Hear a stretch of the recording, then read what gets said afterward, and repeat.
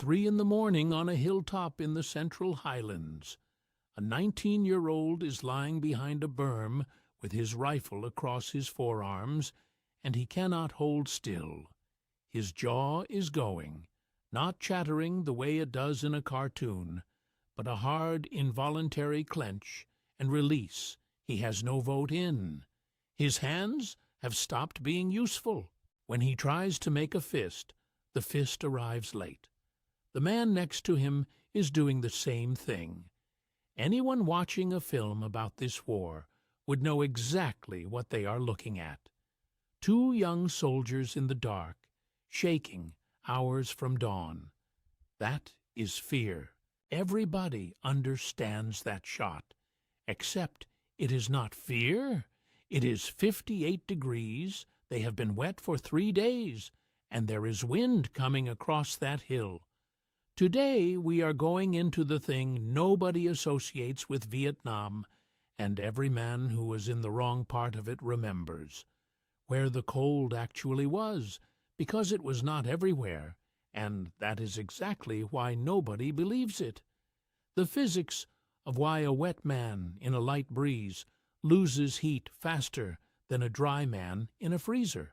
The equipment trap that made it worse, in which the item that would have fixed the problem was the item too heavy to carry through the day that created it.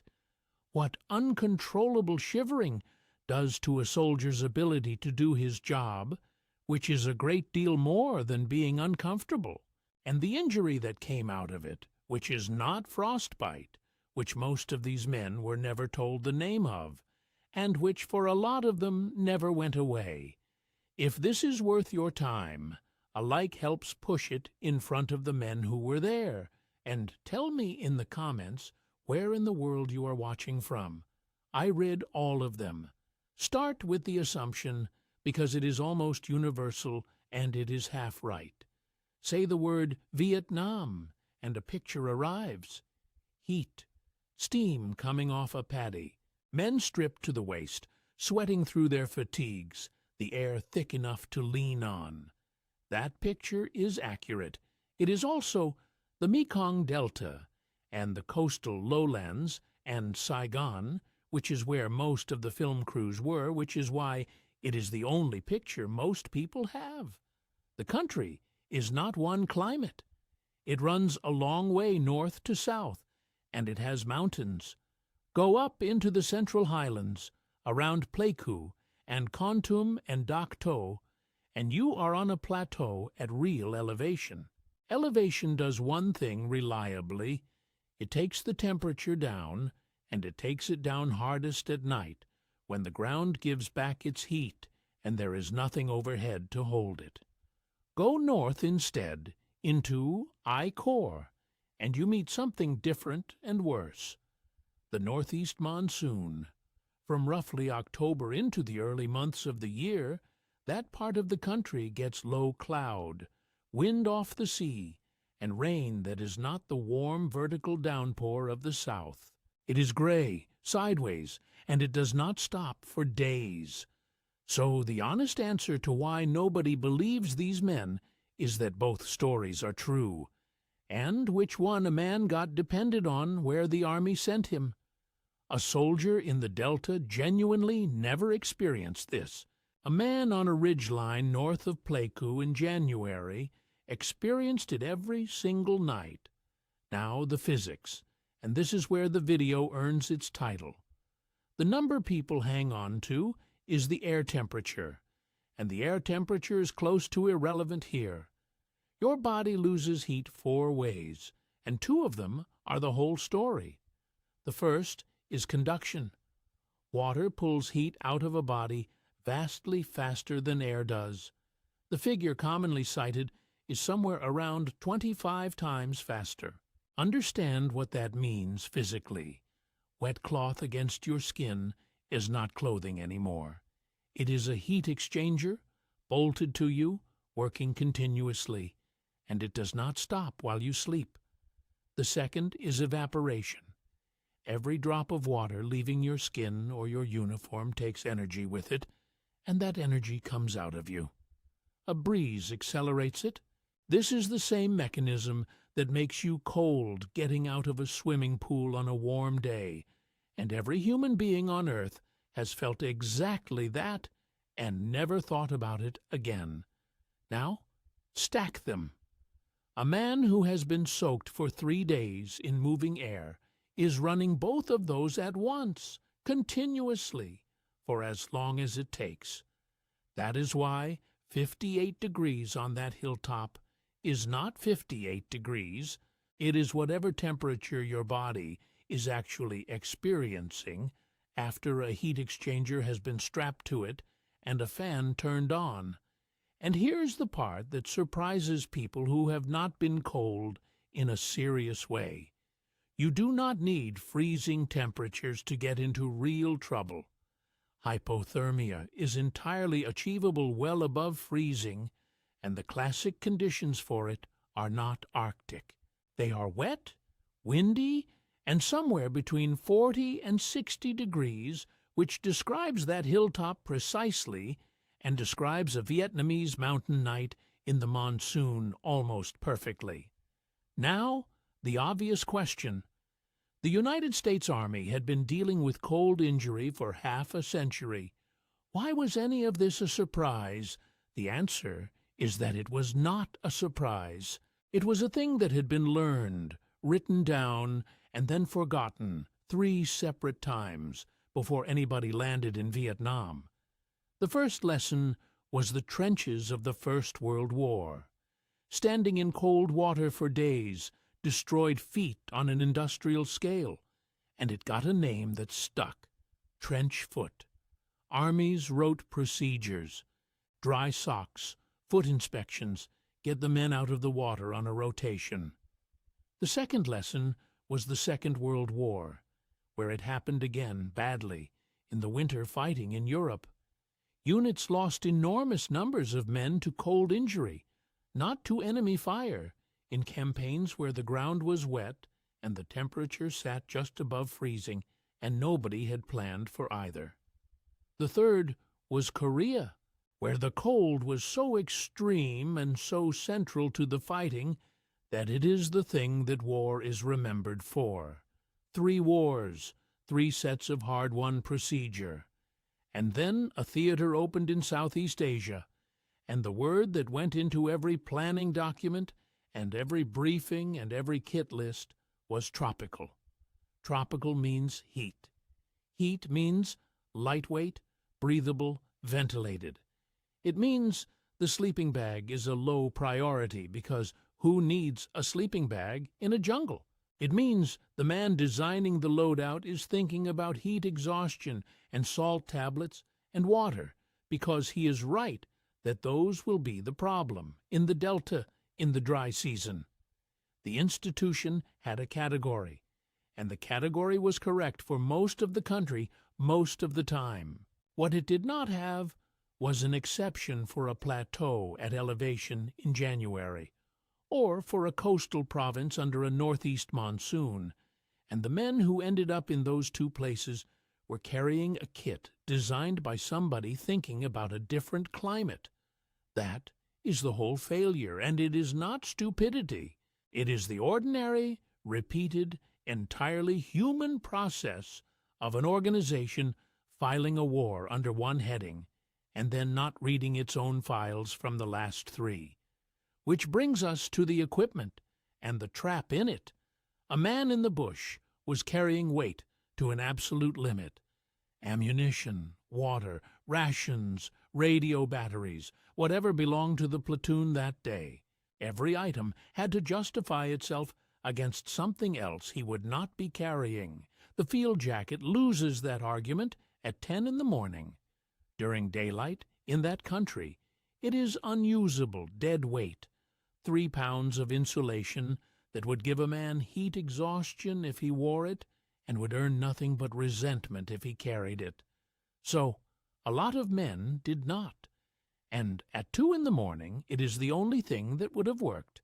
What he actually had was the poncho and the poncho liner. The liner is a genuinely well-designed piece of kit for this because it is nylon, and nylon does not soak up water the way wool does and keeps working when damp. But it is a thin quilted sheet, not a sleeping bag, and there were no sleeping bags out there. Stay in this for a second, because everyone who was in it describes the same night. You are on watch, then you are off watch. Off watch is not sleep. You lie down on ground that has been rained on for a week, in clothing that has not been dry in 3 days, and you pull a thin nylon liner over yourself, and the liner is also wet, because everything is wet. You get maybe 20 minutes. Then the shaking starts, and it wakes you, and it will not stop when you tell it to, because it is not a decision.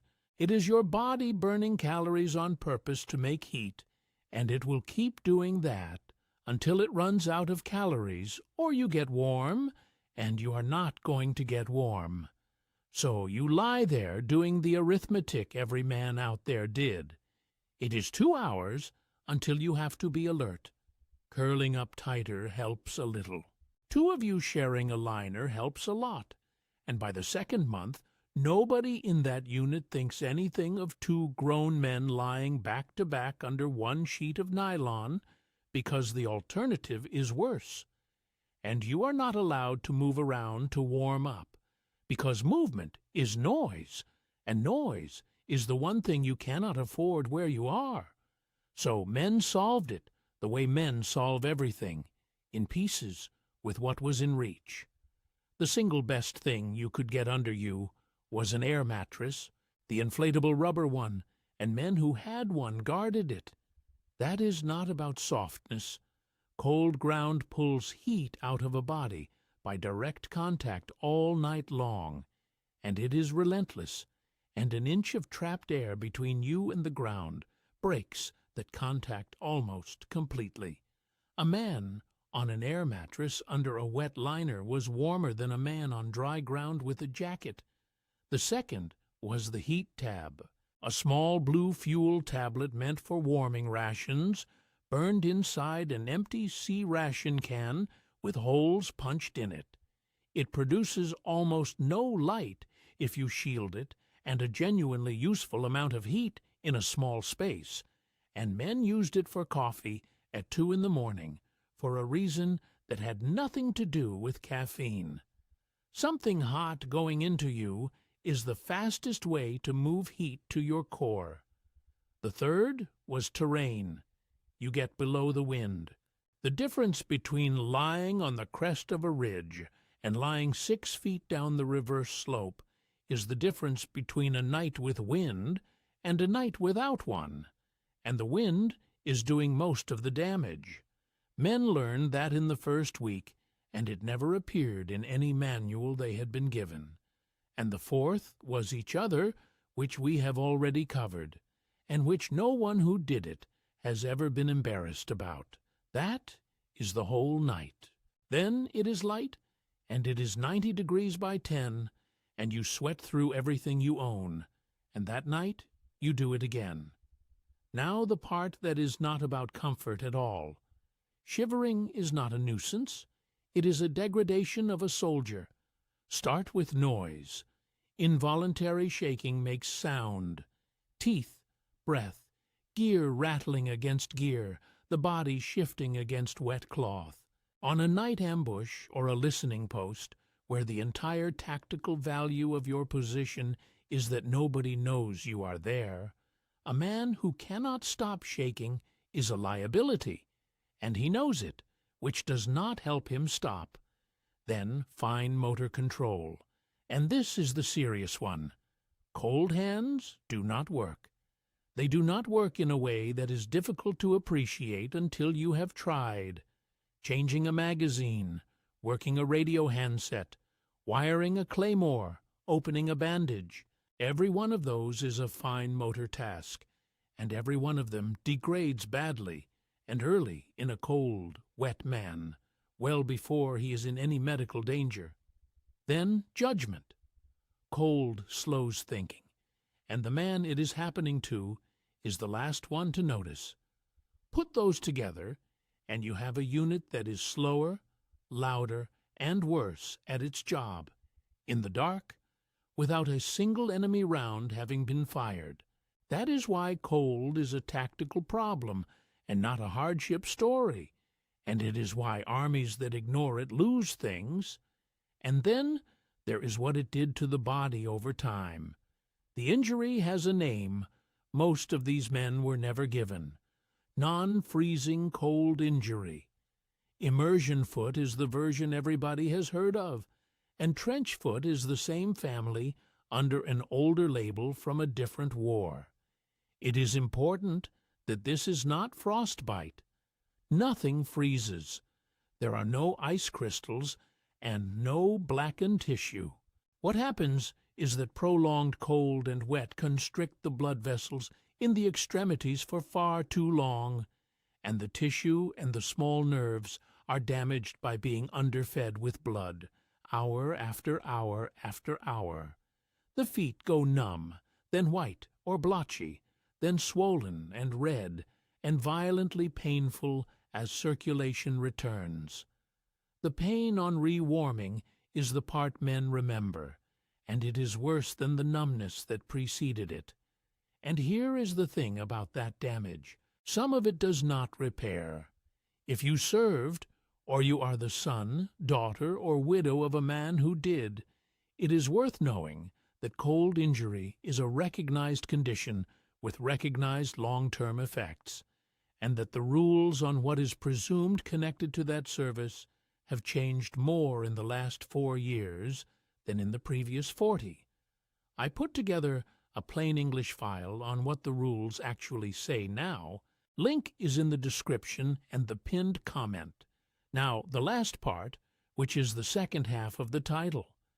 A man who took a real, non-freezing cold injury in Vietnam did not simply recover and forget it. The documented long-term picture is nerve damage and vascular damage that leaves the affected limbs permanently intolerant of cold. Not sensitive, intolerant.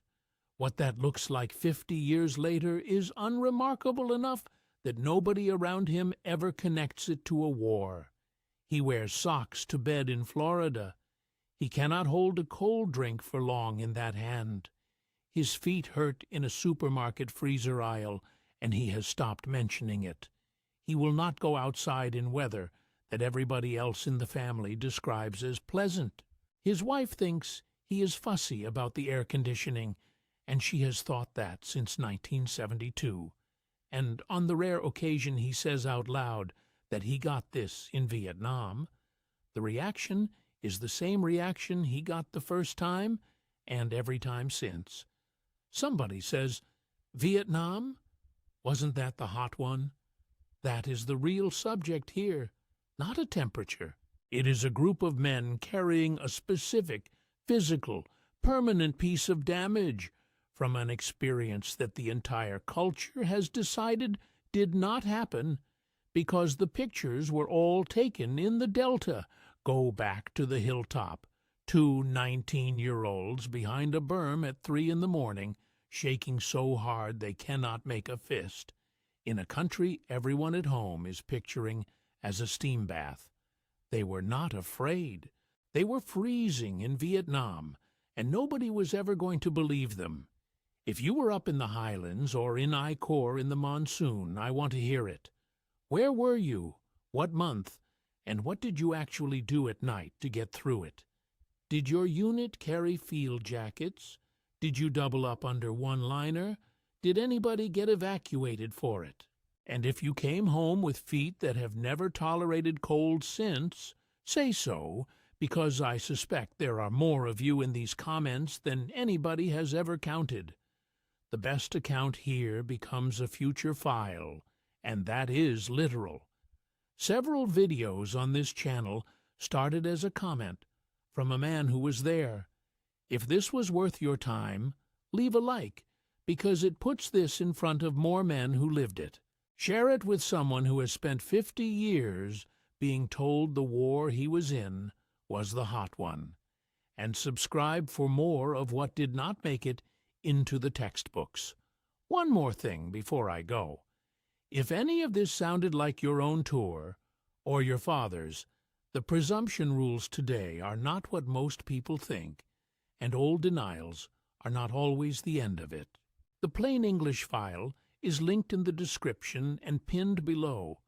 To the men who lay on a wet ridgeline at 3 in the morning and could not stop shaking, and who came home to a country that was certain they had spent the year sweating, this one was for you.